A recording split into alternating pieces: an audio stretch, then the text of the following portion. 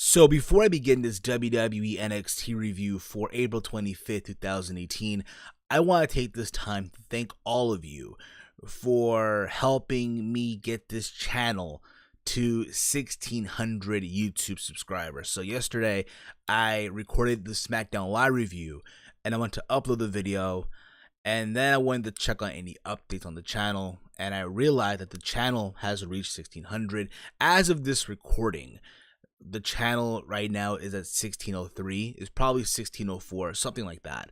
But nonetheless, guys, to all of you out there that have watched my videos, subscribed to the channel, left a comment, liked the videos, shared the videos, all of you out there that took the time to do all of that throughout your day, thank you.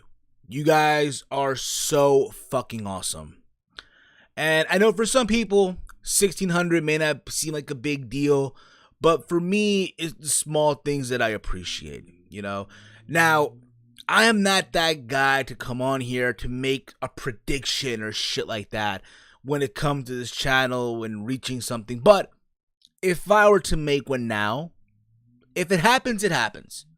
But the goal that I have is to get this channel to 2,000 subscribers by the time we hit SummerSlam. I almost said WrestleMania, but that's SummerSlam 2018, which I might actually attend in Brooklyn for the third time, making it my hat trick, if you will. So that's the goal. All right. But again, guys, you mother flowers are so awesome. Thank you for, getting this channel to the spot that we're at right now. And let's just continue moving forward. So, like I said, this is my WWE NXT review for April 25th, 2018. Tonight's NXT was supposed to be Johnny Gargano versus Tommaso Ciampa for the NXT Championship. And we did not get that. Things took a twist, if you will. But overall, I thought tonight's show of NXT was a pretty solid show. There was some good moments on the show, and then there were things that I sort of scratched my head to, if you will. I'm being honest about it. I'm not going to sugarcoat anything here, all right? But nonetheless, I thought tonight's show was pretty solid, in my honest opinion. That is my opinion, of course. Mother Flowers, I want to hear from you.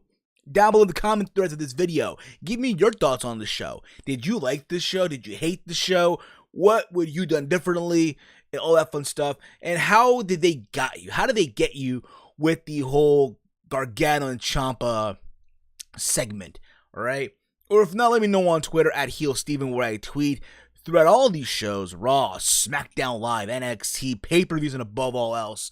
So the show kicked off with the Undisputed Era making their way to the ring. I'm talking about Adam Cole, baby, the NXT North American Champion, the Tag Team Champions, and Roderick Strong, apparently, and Kyle O'Reilly, and of course Bobby Fish, who's recovering from injury. They all make their way to the ring.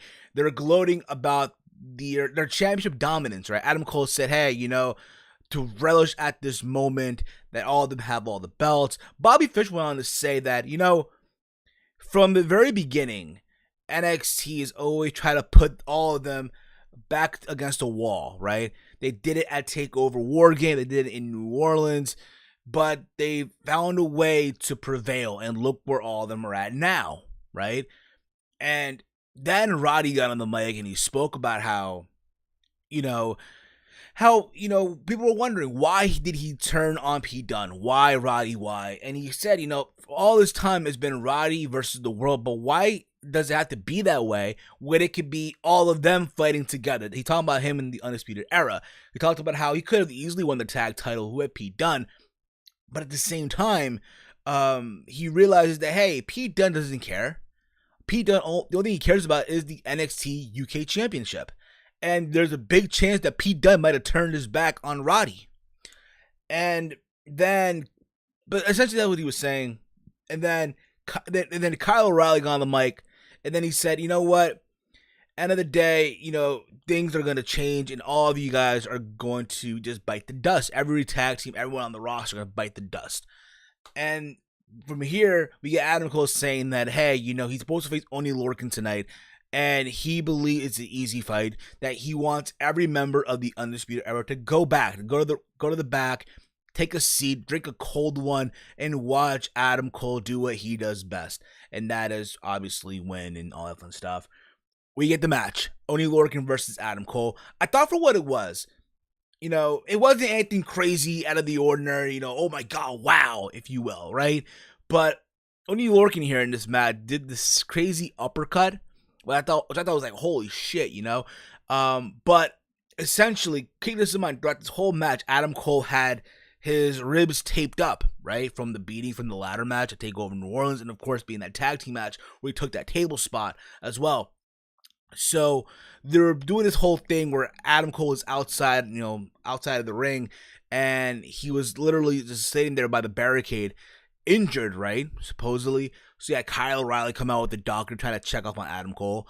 At the same time, Roderick Strong, right, grabs Oney Lorcan, does like a backbreaker off the apron of the ring, and then drags him right back into the ring. Then Adam Cole, by some miracle, he heals up. He's okay. Nothing bad happened to him. Out of all of a sudden, dropped the knee pad down, hit him with the Shining Wizard for the 1-2-3.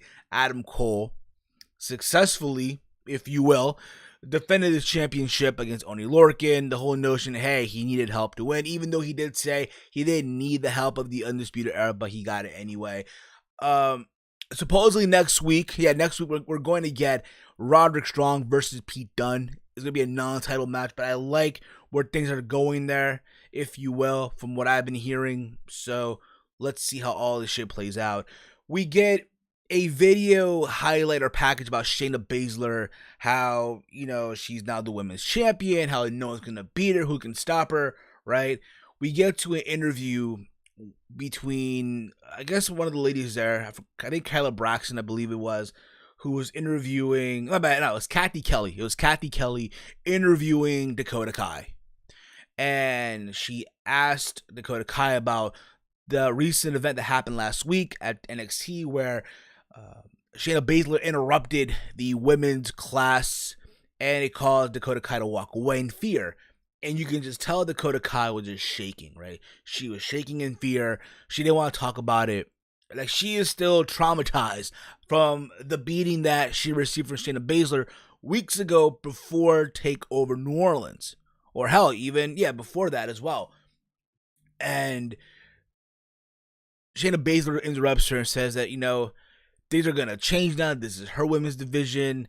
And what you thought was a division now is going to be your worst nightmare. Literally, she's scared. And you know what? You know where this is going to go. From what I was hearing, and again, I could be wrong on this shit, but if they are not building up to a Dakota Kai versus Shayna Baszler match, then I don't know what the fuck they're doing. But the notion is, hey, Dakota Kai is scared and she has to, overcome that fear, right?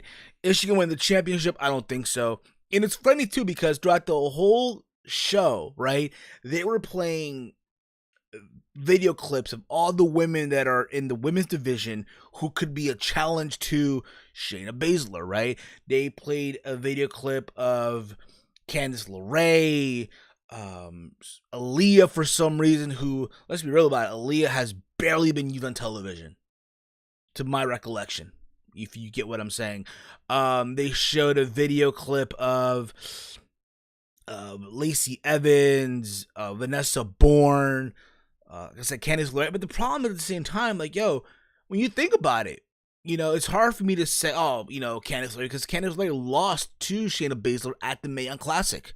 In case you guys forgot about that, they even played a clip with Kairi Sane. As you all remember, Kairi Sane was the first woman to beat, Shayna Baszler during the finale of the Mae Young Classic. There's that win there, but at the same time, it's like, she talks about how she knows the weakness, but at the same time, you remember a couple weeks ago on television, Shayna Baszler ended up beating, Kairi Sane. So it's like, how can you say that when you already lost her? Now, I do feel that eventually the plan is to have, Shayna Baszler versus Kairi Sane somewhere down there. I say take over Brooklyn. You build that third match, but we'll see where that goes. But like I said earlier, if they are not building, if this, what you're seeing on television right now with Dakota Kai and Shayna Baszler, if they are not building up, if all of this is not leading up to a match, a TakeOver in Chicago for the championship, then I don't know what the fuck's going to happen. but I thought it was there. If you get what I'm saying. We then get a tag team match between Heavy Machinery versus Riddick Moss and Tino Sabatelli for no reason whatsoever. I'm like, why are we seeing this again? Like, we saw this 2 weeks ago when War Raiders showed up and they took out everybody. We saw this weeks before as well on television where they both traded off wins and shit. They're still playing off this whole thing where Riddick Moss and Tino cannot get along. And it's one of those things where it's like, this to me says, hey, we have nothing for this show, so let's just slice this in there, or splice it in there, if you will. And I thought this match, really, to be honest, was really It felt like Tino and Riddick Moss were gonna get the win, and so I want to say it was Tucker Knight who threw Riddick Moss into the ring post area, and it knocked Tino down. And it looked like Tino Sabatelli was gonna get the tag in by Riddick Moss. And just as soon as Riddick Moss got to Tino just jumped off the apron and walked away, which led to Dozovich and Tucker Knight to pick up the win after hit the trash compactor on Riddick Moss. And after this, Riddick Moss, after all of this as well, they played a package after the show where Tino pretty much said that, hey, he is a star athlete. He doesn't need the dead weight in Riddick Moss. I'll be honest with you guys. As you all know, I'm a big fan of, Tino Sabatelli and Riddick Moss. I'm a fan of them, all right? I've been saying that for a while. I've said, hey, they could make them tag team champions somewhere down the road. And I think those two together, something's there. But those two guys by themselves, it's like, hey, it's going to take a slow and fast death, if you will. And it's just like, I don't want to see it. If you get what I'm trying to go with that as well. We also, from here, find out that next week as well, we're going to get TM61 versus the Street Profits. Also, when the match ended, right, Heavy Machinery got on the mic and they called out the War Raiders to go at it again. And they can do what they did again a couple weeks ago. They talked about, going to all the buffets, eating all the steaks, and going to all the gyms, lifting all the weights. Got a good reaction. And then we get what's supposed to be the NXT Championship match. Johnny Gargano versus Aleister Black. So Gargano comes out to the ring. People going crazy for this, right? And just as the next thing you see, out comes Tommaso Ciampa wearing a Johnny Wrestling shirt, right? He has like tape around his eye. And he takes out Johnny Gargano. Beats the holy hell out of him. They were brawling by the announce table, right? I think Gargano hit the super kick, but to no avail, right? To no fucking avail.